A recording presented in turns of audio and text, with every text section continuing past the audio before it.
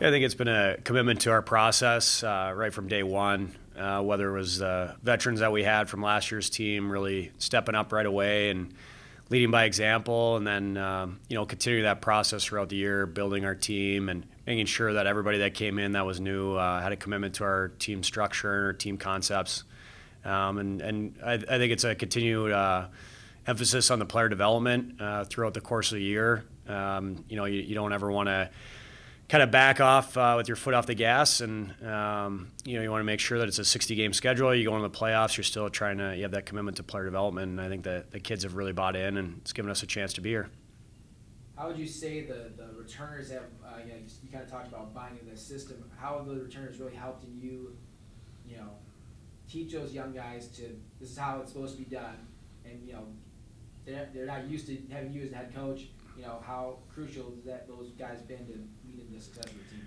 Yeah, I mean, they were unreal early. Obviously, having a new coach come in, I thought, there was great support for me and the systems and concepts that I wanted to instill into the team. And then not only that, veterans that we've brought in throughout the course of the year have all come in right away, bought into what we're trying to do.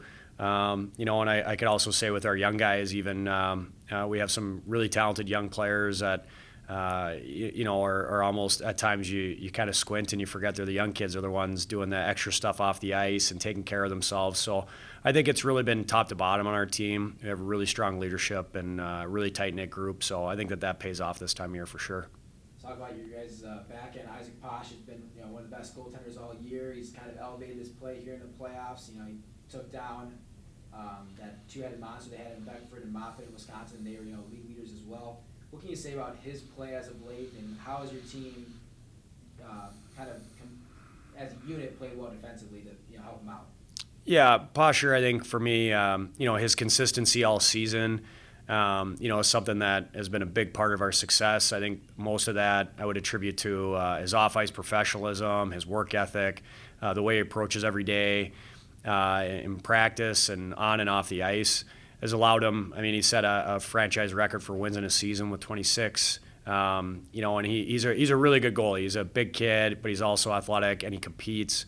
And then within that, I think with our D-core and our team concepts and systems, obviously having that defensive mindset when you're in the D zone, trying to get the puck back, trying to keep the puck out of the net. I think everyone's really done a good job all season.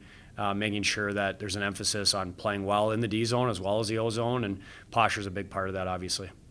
Somehow, some way, you guys are still not the shortest trip away from Blaine, obviously with Austin being in here. But what do you expect of fan turnout wise with being so close, and how have they helped you guys? How have they supported you throughout the season and getting to this point?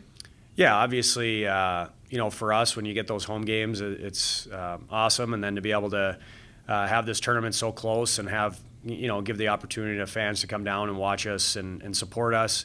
That's a big advantage. I know probably proximity for this tournament, every team's going to have family and friends that are going to be close. I think that it's going to be a really fun environment. I think it's a great location for the Robertson Cup, and for us being so close and Austin being so close, I think that that just adds to the excitement of the event. And for us, especially having that extra boost of some of our home fans being able to make the trip down is going to be great. All right, last one. Oklahoma, not a team you see regularly. So what do you know about them? How much film have you been able to see, and what's the game plan in order to take down the number one seed?